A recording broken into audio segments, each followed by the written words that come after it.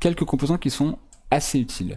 Tout d'abord, ce qui s'appelle une plaquette de prototypage, ce que j'appellerais aussi une breadboard, une planche à pain en français.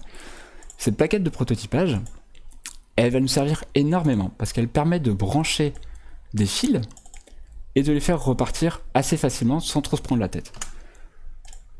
Comment ça marche? En fait, c'est assez simple. C'est un gros pain de plastique, mais il y a différents... Vous voyez, dessus, il y a des trous sur lesquels on peut brancher des fils, et ces trous sont reliés entre eux via différentes conditions. Par exemple, ici, où on a le symbole plus et le symbole moins, tous les trous qui sont le long de cette ligne moins sont reliés entre eux. Donc le premier trou et le dernier trou, symboliquement, c'est la même chose. Si je mets un fil ici, ou si je mets un fil ici, c'est exactement pareil, c'est le même signal. Sur le rail d'alimentation plus, c'est la même chose. On retrouve exactement pareil en bas, sauf que la ligne du bas n'est pas reliée avec celle du haut. Si j'amène un fil ici, il n'est pas relié là.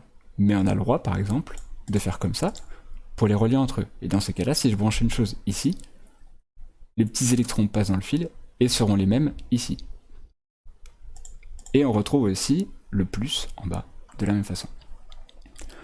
Ensuite, on retrouve des colonnes sur la carte. Colonne 1, 2, 3, 4, etc. etc. À l'intérieur de cette partie, ce sont les colonnes qui relient les points entre eux. Si je mets un fil ici, c'est la même chose que si je le mets là. D'accord? C'est bien les colonnes qui sont reliées entre elles. Les lignes, les colonnes sont indépendantes les unes des autres, mais à l'intérieur d'une colonne, les points sont reliés entre eux.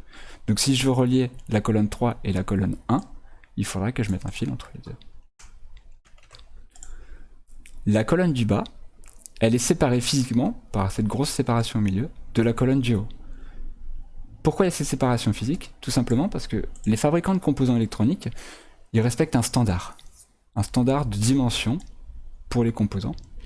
Donc ça veut dire que chaque broche d'un composant a toujours le même écartement, et en largeur, c'est la même chose.